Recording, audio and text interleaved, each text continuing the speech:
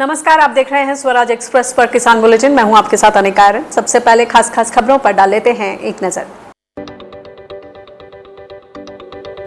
Refrigerator coach वाली पहली किसान ट्रेन की शुरुआत। रेल मंत्री पीयूष गोयल और कृषि मंत्री नरेंद्र सिंह तोमर ने दिखाई हरी झंडी। फल, सब्जी और दूध, मीट जैसी फसलों की ढुलाई में मिलेगी मदद। साहूकारों के जाल से नहीं निकल पा रहे हैं किसान। मध्य प्रदेश के बड़वानी में साहूकार के कर्ज से तंग आकर किसान ने की खुदकुशी। सुसाइड नोट में लिखा, मामले की जांच कराई जाए। बिहार में बाढ़ से पीड़ित किसानों का प्रदर्शन। खराब फसलों का मुआवजा और रबी सीजन की खेती के लिए मदद देने की मांग। 22 जिलों में 12 लाख हेक्टेयर क्षेत्र में फसलों को पहुंचा नुकसान। और लॉकडाउन के बाद से मुश्किलें झेल रहा है हैंडलूम सेक्टर। मदद करने की जगह केंद्र ने भंग किया ऑल इंडिया हैंडलूम बोर्ड। बुनकरों ने सरकार के फैसले पर उठाया सवाल। और अब खबरें विस्तार से। रेलवे ने रेफ्रिजरेटेड कोच वाली पहली किसान ट्रेन की शुरुआत की है। शुक्रवार को रेल मंत्री पीयूष गोयल और कृषि मंत्री नरेंद्र सिंह तोमर ने वीडियो कॉन्फ्रेंसिंग के जरिए हरी झंडी दिखाकर इसे रवाना किया। पहली किसान ट्रेन को महाराष्ट्र के देवलाली से बिहार के दानापुर के बीच शुरू किया गया है। इससे फल, सब्जियों और दूध, मीट जैसे जल्दी खराब होने वाले कृषि उत्पादों की ढुलाई में मदद मिलेगी। फरवरी में वित्त वर्ष 2020-21 के लिए बजट पेश करते हुए वित्त मंत्री निर्मला सीतारमण ने किसान ट्रेन शुरू करने का ऐलान किया था। फिलहाल महाराष्ट्र और बिहार के बीच ये पहली किसान रेल साप्ताहिक आधार पर चलेगी। ये ट्रेन नासिक रोड, मनमाड़, जलगांव, भुसावल, बुरहानपुर, खंडवा, इटारसी, जबलपुर, सतना, कटनी, मणिकपुर, प्रयागराज, दीनदयाल उपाध्याय नगर और बक्सर में रुकेगी। इससे इन स्टेशनों के आसपास रहने वाले किसानों और व्यापारियों को फायदा मिलने की उम्मीद है। हालांकि महानगरों के बजाय नासिक और दानापुर के बीच किसान ट्रेन चलाने के फैसले से किसानों को खास लाभ मिलने पर सवाल उठा रहे हैं।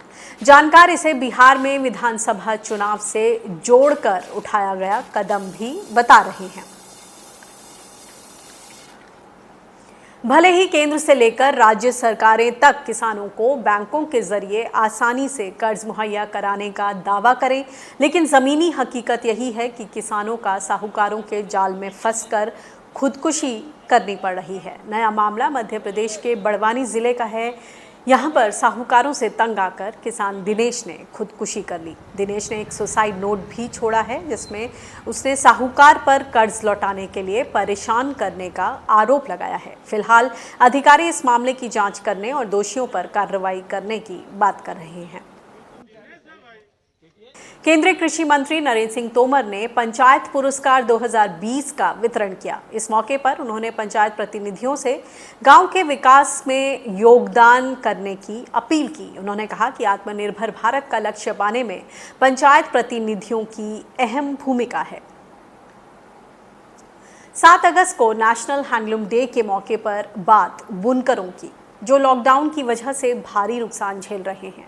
चौंकाने वाली बात यह है कि जब इन बुनकरों को सरकार से मदद की सबसे ज़्यादा ज़रूरत है, तब उसने ऑल इंडिया हैंडलूम बोर्ड को ही भंग करने का कदम उठा लिया है। टेक्सटाइल मिनिस्ट्री ने 27 जुलाई और 3 अगस्त को जारी आदेशों के जरिए 28 साल पुरानी सलाहकारी संस्था को खत्म कर दिया है। इसके लिए मिनिमम गवर्नमेंट मैक्सिमम गवर्नेंस के लक्ष्य को वजह बताया गया है। आपको बता दें कि खेती के बाद हैंडलूम और हैंडीक्राफ्ट्स ही दूसरा ऐसा क्षेत्र है जो सबसे ज़्यादा लोगों को रोजगार देता है। Third national handloom census of viewers and allied workers 2010 के मुताबिक 28 लाख भारतीय परिवार हैंडलूम के काम से जुड़े हैं। इसमें सबसे ज़्यादा परिवार ग्रामीण इलाकों से आते हैं। ऑल इंडिया हैंडलूम बोर्ड को तब खत्म किया गया है जब खुद प्रधानमंत्री मोदी लोकल फॉर वोकल और आत्मनिर्भर भारत की वकालत कर रहे हैं। नेशनल हैंडलूम डे के मौके पर किए गए ट्वीट में उन्होंने न केवल विरासत को संजोने के लिए बुनकरों का आभार जताया, बल्कि लोगों से भी वोकल फॉर लोकल होने की अपील की। लेकिन ये सवाल बना हुआ है कि जब देश का हैंडलूम सेक्टर मुकाबले में पावरलूम और मिल्स से पिछड़ रहा है, तब हैंडलूम बोर्ड को भंग करने का फैसला क्यों किया गया? सरकार ने इसके विकल्प के तौर पर क्या कदम उठाए हैं? आत्मनिर्भर गांव इस सीरीज में बात हैंडलूम वीवर्स की, जो गांव में बुनकर कारीगर हैं, उनकी आजीविका को संबल प्रदान करने के लिए तमाम संस्थाएं हैं देश के अलग अलग पॉकेट्स में जो कि काम कर रही हैं इन हुनरमंद लोगों की कारीगरी को लोगों तक पहुंचाने के लिए। और जो ये जैविक खेती से लेकर बाजार तक कपड़े उपलब्ध कराने की जो पूरी वैल्यू चेन है उसमें खासा इनपुट दे रही हैं। लेकिन असल में जो लोकल फॉर वोकल है और आत्मनिर्भर गांव वो किस तरह से बनेंगे, क्या कुछ करने की ज़रूरत है, उसी कड़ी में देखिए हमारी ये खास रिपोर्ट।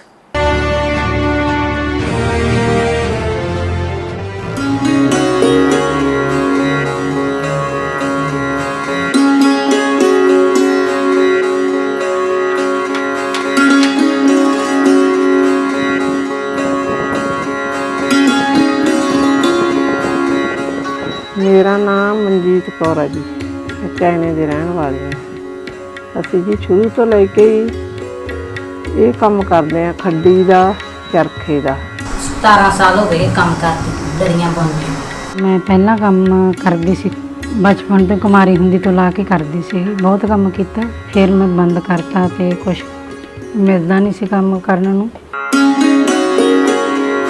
अगर हम भारत के गाँव की बात करें तो हमारे गांव संपन्न और संपूर्ण हुआ करते थे, क्योंकि हमारे लोग अपनी ज़रूरत की हर एक चीज़ गांव में खुद से ही बना लेते थे। पर पिछली कुछ सदियों से ये हमारा ताना बाना बिखर गया, टूट गया और हम बाज़ार पर निर्भर हो गए। बड़ी बड़ी कंपनियों ने हमारे ऊपर कब्ज़ा कर लिया।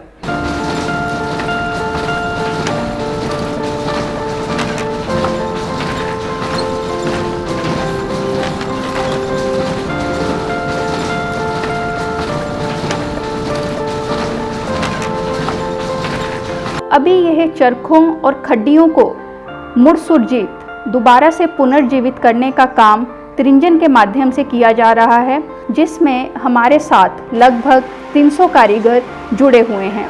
और यह कारीगर वो लोग हैं जो रोज़ की दिहाड़ी मजदूरी करने वाले हैं। इनके पास कला है, पर इस कला की अभी कोई कदर नहीं पड़ रही है। इनको अपनी रोज़ी रोटी कमाने के लिए यह कला पर्याप्त नहीं पड़ रही है, इसलिए ये लोगों के घरों में जाके काम करते हैं, फैक्ट्रियों में काम करते हैं, या और जो भी इनको डोमेस्टिक काम मिलता है ये उसकी तरफ जा रहे हैं।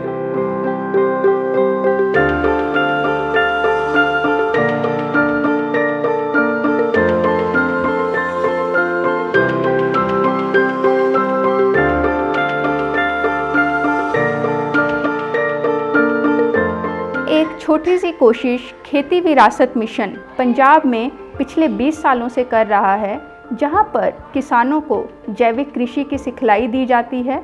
और इसमें पिछले 1.5 साल में हमने एक और चीज़ जोड़ी है, जिसको पंजाब की कारीगरी और पंजाब की कला के साथ जोड़कर देखा जा सकता है। पंजाब में जैविक कृषि करने वाले किसान जो पहले से देसी कपास की कल्टीवेशन कर रहे थे, उनसे वह कपास लेकर गांव में महिलाओं को दी गई, जिन्होंने चरखे पर उसका धागा बनाया।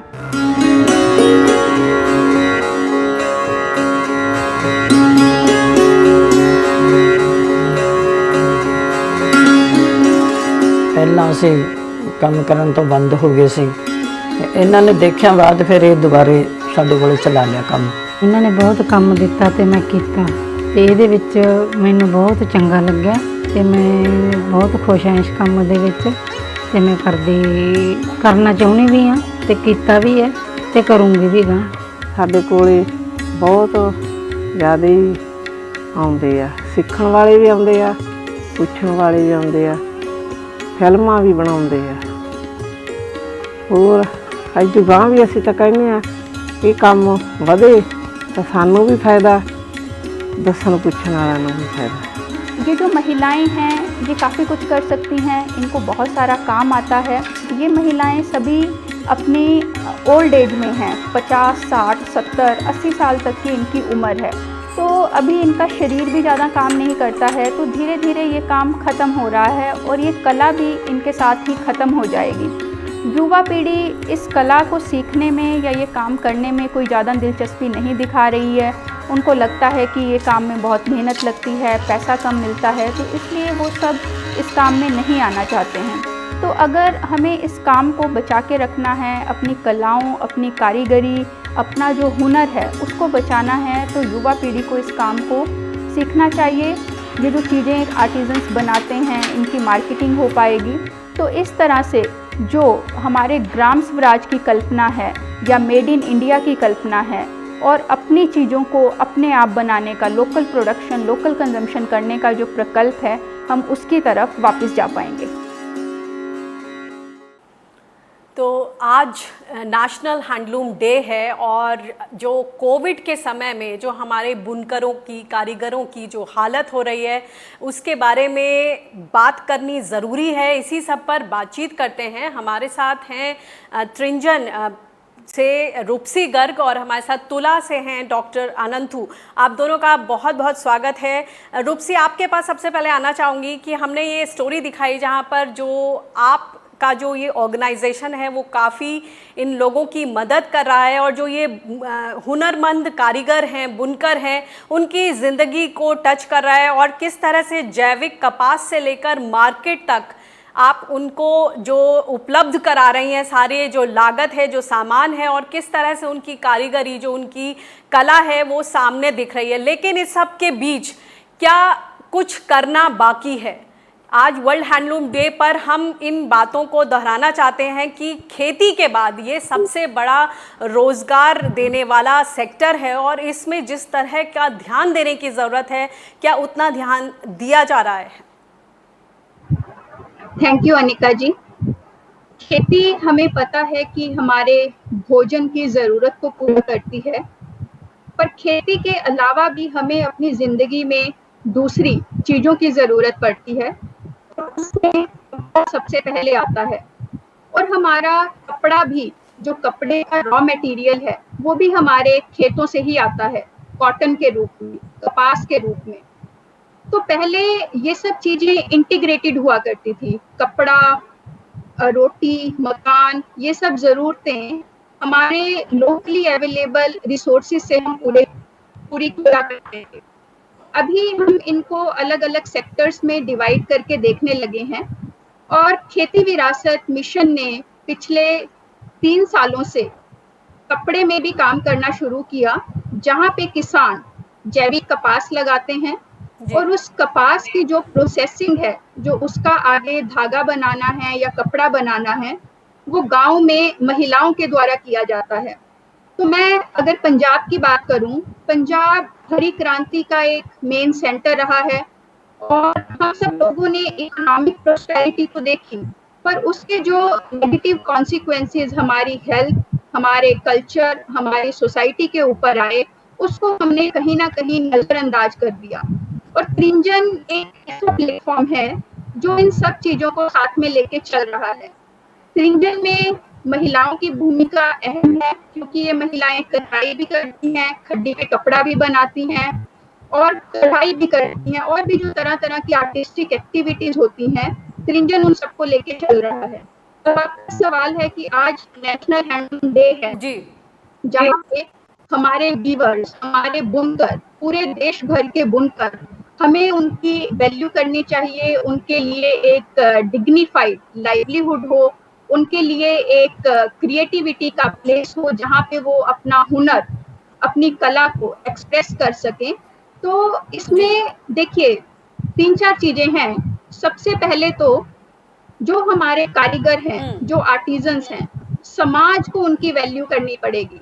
पहले समाज इन सब कारीगरों से बना हुआ सामान लेता था और उसको अपनी लाइफ में यूज करता था, पर अभी पिछले कुछ वर्षों से जब सारा मैकेनाइजेशन हुआ, जब मार्केट ने डोमिनेट किया, तो ये सब चीजें मार्केट में इजीली अवेलेबल होने लगी और जो हमारे कारीगर थे, जिनके पास हाथ की कला थी, वो सारे रोज के दिहाड़ी मजदूरी वाले बन के रह गए, क्योंकि उनकी कला की कोई वैल्यू नहीं हुई। तो एक तो समाज को आगे बढ़ के अपना हाथ बढ़ाना पड़ेगा कि हमारे कारीगरों को मान सम्मान मिले, इज्जत मिले और उनको एक डिसेंट लाइवलीहुड मिले, जिससे वो अपने घर का गुजारा कर सके। और अगर हम सरकार की बात करें तो देखिए, government is also an important stakeholder. तो अगर गवर्नमेंट इस चीज को प्रमोट करेगी, इस चीज को सपोर्ट करेगी, तो हमारे पास ऐसे बहुत सारे आर्टिजन्स हैं जो अपने घर बैठकर काम करना चाहते हैं। और त्रिंजन में तो ऐसी बहुत सारी स्टोरीज हैं, क्योंकि त्रिंजन का ये पूरा काम घर से ही किया जाता है। इन आर्टिजन्स को कहीं पे भी बाहर जाने की जरूरत नहीं है, इनको घर बैठे पूरा रॉ मटेरियल प्रोवाइड कराया जाता है और they are very work at home. लगता है इस तरह के जो छोटे छोटे इनिशिएटिव्स, छोटे छोटे इंडिविजुअल्स, ग्रुप्स पूरे देश भर में काम कर रहे हैं, तो समाज को, सरकार को और जो सोसाइटी के अलग अलग स्टेक होल्डर्स हैं, उनको आगे हाथ बढ़ा के हमारे कारीगरों का, हमारी कला का सम्मान करना चाहिए और इस काम को बढ़ावा देना चाहिए। जी, हमारे प्रधानमंत्री मोदी जी ने भी खास तौर से इस दिन पर ये भी इस बात को सामने रखा है कि जो हमारे कारीगर हैं उनकी हुनर को, जो ये हमारी परंपरा है, विरासत है, इसको और ज़्यादा ध्यान देने की ज़रूरत है। लेकिन कहीं ना कहीं जहां आत्मनिर्भर होने की बात है, लोकल को वोकल बनाने की बात है, जो धरातल पर जो स्कीम्स, जो पॉलिसीज़ हैं, उनमें जो गैप रह गया है उसको कहीं ना कहीं भरने की ज़रूरत है। अनंतु जी हमारे साथ हैं, जो कि तुला ऑर्गेनाइजेशन के फाउंडर हैं और प्राइमरी वीवर्स के साथ ये भी काम करते रहे हैं। इनसे सुझाव मांगते हैं कि क्या कुछ ये जो गैप्स हैं उनको भरने के लिए क्या करने की ज़रूरत है। अनंतु जी, सबसे पहले तो आपका रिएक्शन चाहूँगी, जो हैंडलूम बोर्ड ऑफ इंडिया को ख़त्म कर दिया गया है, कहा जा रहा है, सरकार का कहना है कि मिनिमम गवर्नमेंट मैक्सिमम गवर्नेंस, इसके तहत ये किया गया है। सबसे पहले तो प्रतिक्रिया चाहूँगी और इससे किस तरह का असर आप देखते हैं जो पड़ेगा बुनकरों पर। नमस्ते।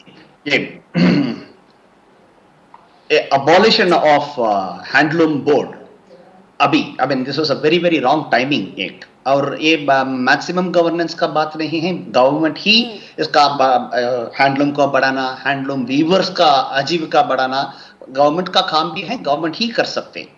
हम जैसा लोग क्या 100-200 लोगों के साथ ही काम कर सकते हैं। और it is also about the intent. कब से देख रहे हैं आप, 2-3 साल से the budget allocation also has been reduced, where we are saying the government आगे आना है। गवर्नमेंट तो हम से नेक्स्ट टू कृषि, नेक्स्ट टू एग्रीकल्चर, यही है एक बड़ा आजीविका देने वाले हैं, यही है बड़ा second largest employing sector in India. So उसको बजट अलोकेशन बहुत ज्यादा देना था और ये बोर्ड को और स्ट्रॉन्गर करना था, वो स्टेक होल्डर्स को लाके और क्या क्या करना है। से market creation is very very important आजकल। और आज का दिन में जो there's a lot of people who have gone back to their rural life. The rural livelihoods have to be enhanced now. You will have to create the demand. The demand has to be increased. And we are talking about something which was a tool during our freedom struggle. Gandhi ji ने इतना इसको use किया है, और it is mainly because the distributedness it brings along with it, the economy that it can strengthen in rural India. It is about local economy, it is about rural livelihoods. That is why it's very important, and any government has to actually work more with these people. And budget allocation, सिर्फ budget allocation नहीं, market creation को भी ये बहुत ज्यादा काम करना है, वो अभी नहीं हो रहा है, वो बहुत दुर्भाग्य है। और ये अनाउंसमेंट अभी हैंडलूम नेशनल हैंडलूम डे के एक दिन के पहले आ रहा है, वो बहुत बहुत दुर्भाग्य है। अभी अगर एक बात बताएं कि बात ये हो रही है जैविक खेती से लेकर हम मार्केट तक अपने प्रोडक्ट्स को बढ़ाएं, जैसे कि त्रिंजन, जैसे कि आपकी ऑर्गेनाइजेशन तुला वीवर्स के साथ काम करती है, जैविक खेती, कपास की जैविक खेती से लेकर जो भी कपड़े बनते हैं फाइनली वो एक एनवायरनमेंट फ्रेंडली होते हैं, केमिकल फ्री होते हैं। तो ये लोगों के लिए भी एक बहुत अच्छी चीज़ है, अच्छे उदाहरण हमारे सामने हैं। जब देश में तमाम पॉकेट्स में इस तरह के उदाहरण सामने हैं, तो फिर इस तरह के मॉडल्स देश भर में क्यों नहीं पॉपुलर हो पा रहे हैं? उसको भी गवर्नमेंट का पॉलिटिकल विल लाना है पहले। हम भी लिखा है, हम तो this is a model, replicable model, expendable model. ऐसा है, हम तो काम कर रहे हैं 3 राज्यों में, महाराष्ट्र में, कर्नाटक में और तमिलनाडु में। वहाँ हम पहले किसानों के साथ काम कर रहे हैं, वो कपास उगा रहे हैं, ऑर्गेनिक से उगा रहे हैं, रेनफेड में उगा रहे हैं, वो हमारा देसी बीज होगा, उसको लेके हम हाथ में उसको we do the hand spinning, हाथ में कताई कर रहे हैं, उसे हाथ में बुनकर भी इसमें काम कर रहे हैं, हाथ में बुनाकर तो हैंडलूम पे वीविंग करके उसको नेचुरल डाइंग करके हम ला रहे हैं. So there are also the tailors who are involved into this. So there are 6 to 10 livelihoods. So अगर आपने एक शर्ट खरीदा, उसके पीछे 10 आजीविका हैं, 10 लोगों को हम टच कर रहे हैं. वो ही बहुत बड़ा मुद्दा था.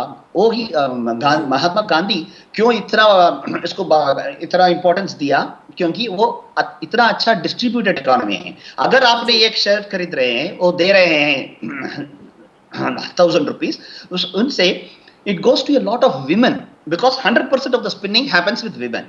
50% of the weaving activities are done by women.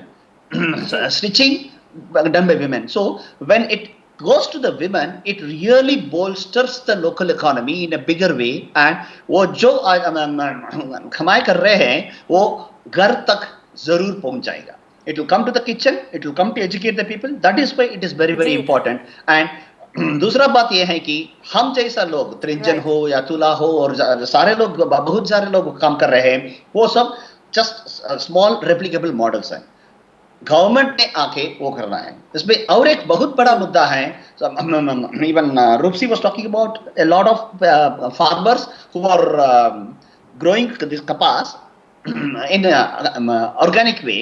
What is more important we have found is not a single 70% of the farm suicides in India happens in the cotton belt, and not a single cotton farmer who is growing organically has committed suicide in India. This is an open challenge.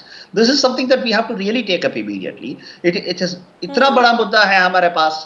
वो एक से इतना किसानों आत्महत्या कर रहे हैं. वो तो यानी कि लोकल को वोकल बनाना है, तो सही मायनों में जो लोकल जो कला है, कारीगरी है, जो हुनरमंद लोग हैं, उनके बारे में और लोगों को बताना है, वोकल होना है और उन्हें उस तरह का संबल भी देना है. रूप से आपसे आखिरी कमेंट चाहूंगी कि जब नॉन फार्म एक्टिविटीज को बढ़ावा देने की बात हो रही, तो जाहिर तौर पर जो हैंडलूम है, जो कि सेकंड नंबर पर आता है एग्रीकल्चर के बाद, अगर हम ग्रामीण भारत की बात करें, तो इसको और ज्यादा बल देने की जरूरत है. संक्षिप्त में आपके क्या पहले टॉप 2 सुझाव होंगे सरकार के लिए नेशनल हैंडलूम डे पर? देखिए, मुझे इसमें जो सबसे जरूरी चीज लगती है वो ये है कि हम पैसे की इकोनॉमिक्स के साथ जो हमारी इकोलॉजिकल सस्टेनेबिलिटी है, हमारी सोसाइटी की इकोनॉमिक्स है, हमारे कल्चर की इकोनॉमिक्स है और हमारी जो ट्रेडिशनल इकोनॉमिक्स है, तो हम उसको भी साथ में लेके चलें. क्योंकि हैंडलूम पे कपड़ा बनाना या चरखे पे धागा बनाना सिर्फ प्रोडक्ट मेकिंग नहीं है, ये एक कला है और ये एक वे ऑफ लिविंग है.